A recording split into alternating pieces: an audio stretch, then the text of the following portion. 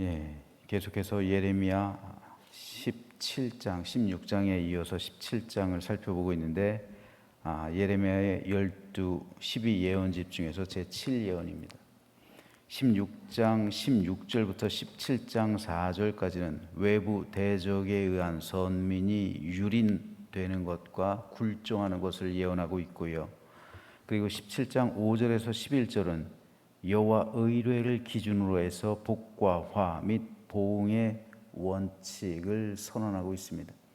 17장 12절에서 18절까지는 복의 근원이자 보응자이신 여호와를 향한 신앙 고백과 두 개의 간구에 대해서, 그리고 마지막으로 19절에서 27절까지는 복과 화의 신뢰로서의 안식일 준수에 따른 복과 화를 선언하고 있습니다.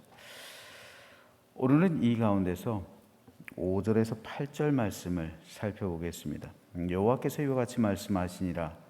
무릇 사람을 믿으며 그의 육신으로 그의 힘을 삼고 마음이 여호와에게서 떠난 그 사람은 저주를 받을 것이라.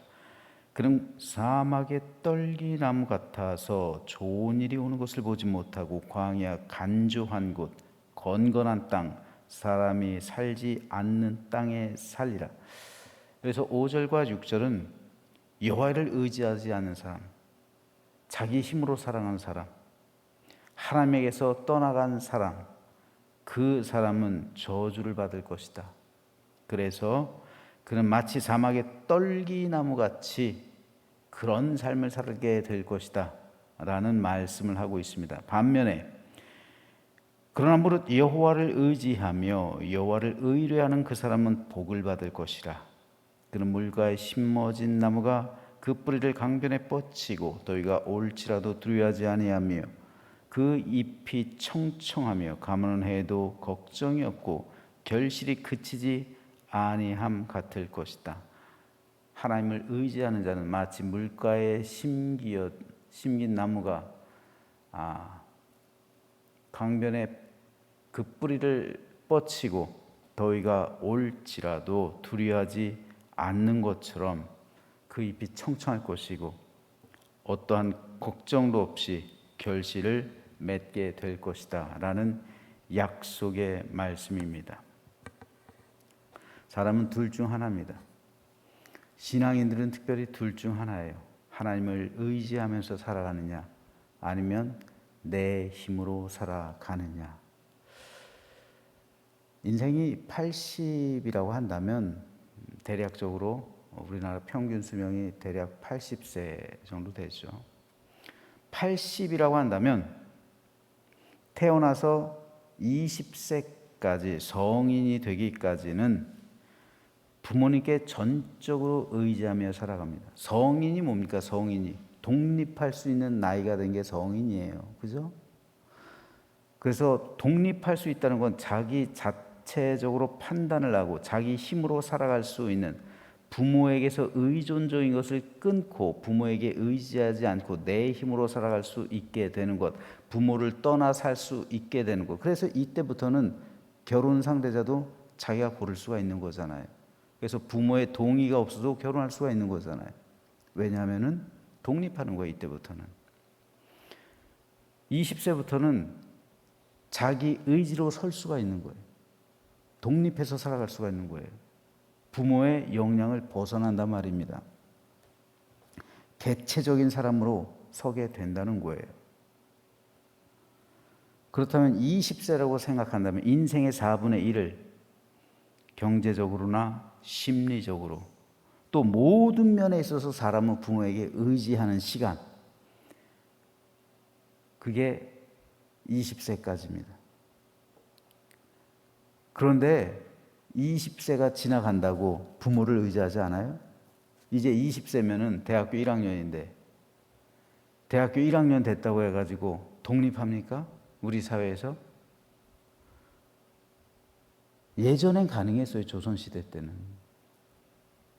근데 지금은 그렇게 살아가는 사람이 거의 없습니다. 20세는 제가 보니까 본격적으로 부모를 의지하는 시간이, 그죠? 대학교 등록금부터 해가지고요. 경제적으로나 심리적으로 20세 이후에도 부모를 의지하며 살아간다는 말입니다. 대부분의 자녀들이 대략적으로 보니까 40세까지는 부모를 의지하면서 살아가요. 결혼해서, 그죠? 30 전후에서, 요즘 많이 늦어졌지만 35세, 40세 그때까지 결혼을 하잖아요. 결혼을 해서 부모는 또 뭐를 해줘요? 혼수를 해주잖아요. 그것도 다 부모를 의지하는 거예요. 그죠? 집장만 해주고 또 혼수해주고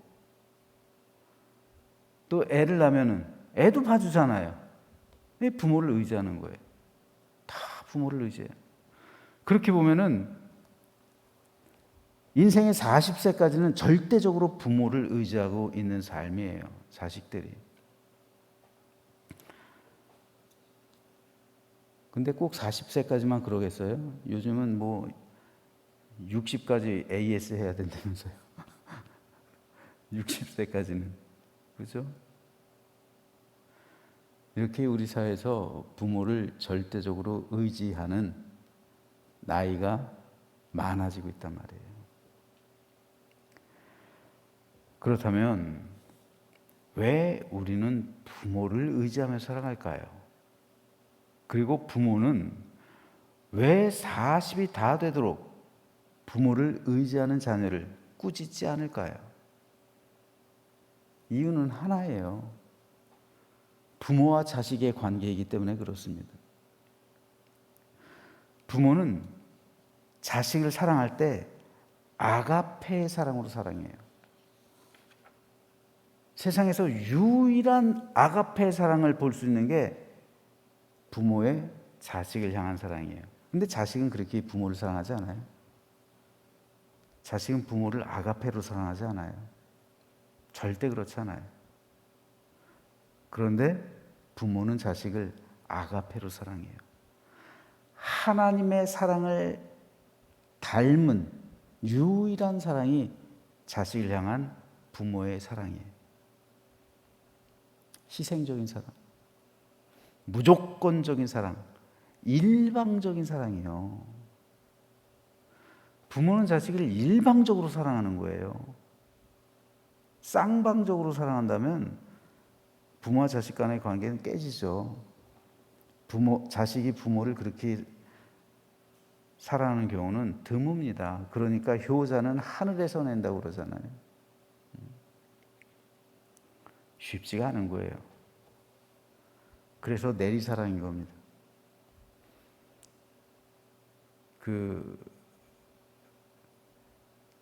부모에 대해서 자식이 잘못하는 경우가 대부분 많잖아요. 그래서 내리사랑이라는 게 다른 말로 하면은 그 부모님에 대해서 불효한 그 복수를 내 자식이 하는 거예요. 그런 거예요, 보니까. 그게 내리사랑이에요, 그게. 다른 말로 하면은 내가 우리 부모님한테 효도하지 못하고 잘못한 그 복수를 내 자식이 나한테 하는 거예요. 그리고 내 자식이 나한테 잘못한 그 복수를 손주가 하는 거예요. 근데 그걸 반대로 말하면 내리사랑이에요, 그게.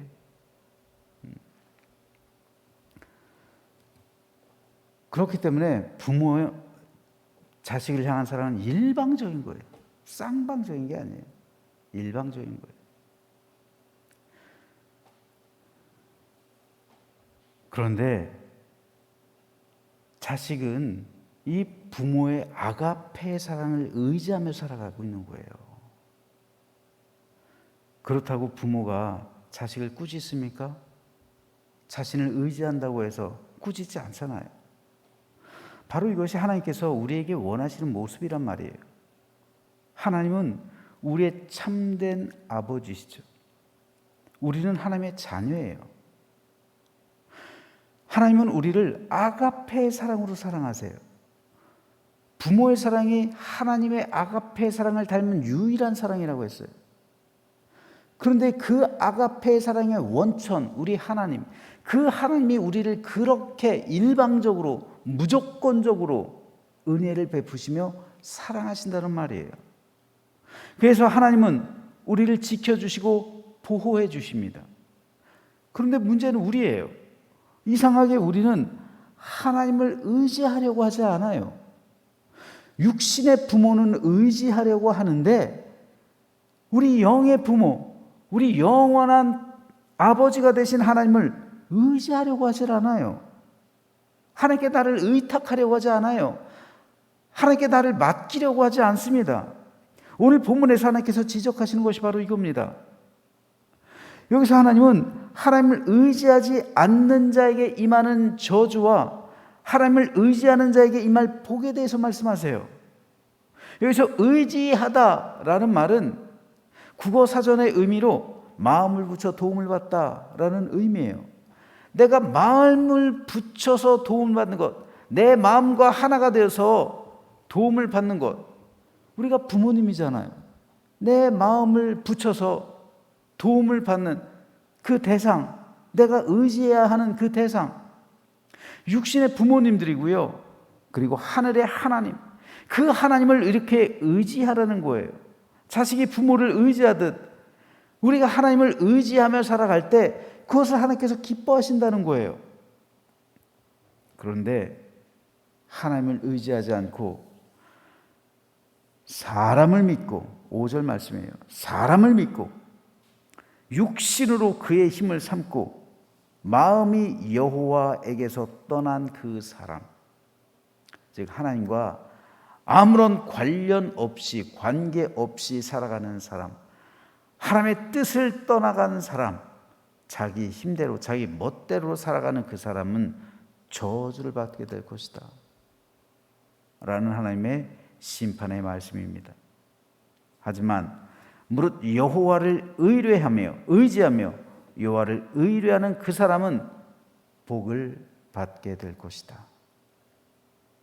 이 말씀을 오늘 하나님은 우리에게 주십니다. 그렇다면 오늘 우리는 어떻습니까? 우리는 진정으로 하나님을 신뢰하며 하나님을 의지하고 있습니까? 하나님께 나의 모든 것을 맡기고 있습니까?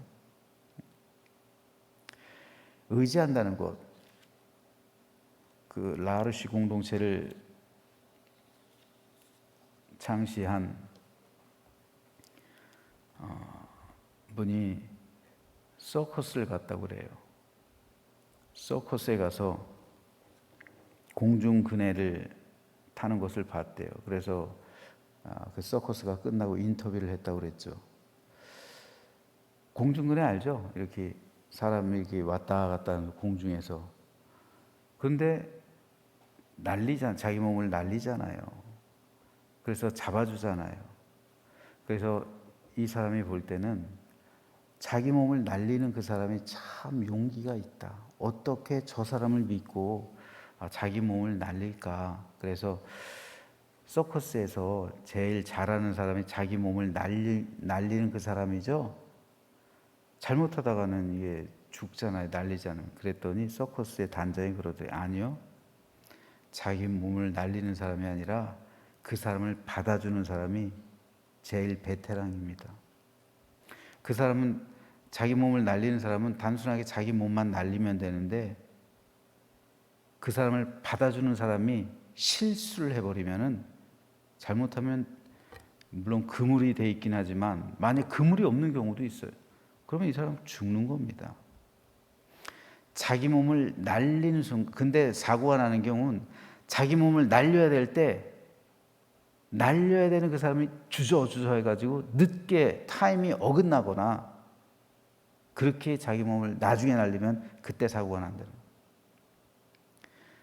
자기 몸을 던지는 순간부터는 이걸 받아주는 사람의 몫이 되는 거예요. 이게 의지예요. 이게 내가 하나님께 나를 날리는 순간 이게 의지예요. 그때부터는 하나님의 몫이 되는 거예요. 왜 사고가 납니까? 나를 날리질 않아요. 주저주저 한단 말이에요. 그 아래를 보면서 믿질 못하는 거예요. 저 사람이 나를 못 받아주면 난 죽는데, 그렇죠? 나를 날리지 못해요. 뛰어야 하는데 못 뛰어요. 겁나서. 이게 의지입니다. 그러므로 의지하지 못한다는 것은 다른 말로 하면 믿지 못한다는 거예요. 나는 하나님을 믿지 못합니다. 나는 하나님을 신뢰할 수가 없어요. 내가 뛰었을 때 하나님이 나를 받지 않으면 나 어떡하라고. 그러니까 못 뛰는 거예요.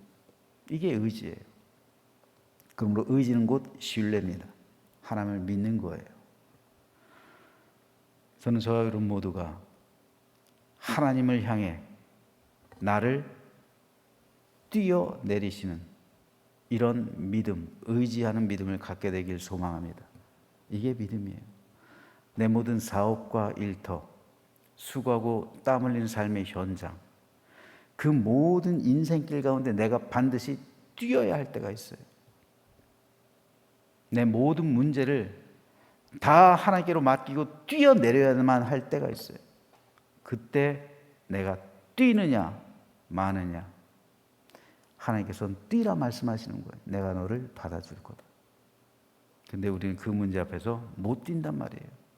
무섭고 두렵고 떨려서요. 그러므로 하나님을 의지하는 것, 곧 하나님을 신뢰하고 하나님께 모든 것 맡기는 것이라는 이 사실을 믿으시면서 저와 여러분 모두 하나님만 온전히 의지하며 그 의지함으로 승리하는 믿음의 삶을 살아가는 우리 모두가 되시기를 주님의 이름으로 부탁드립니다.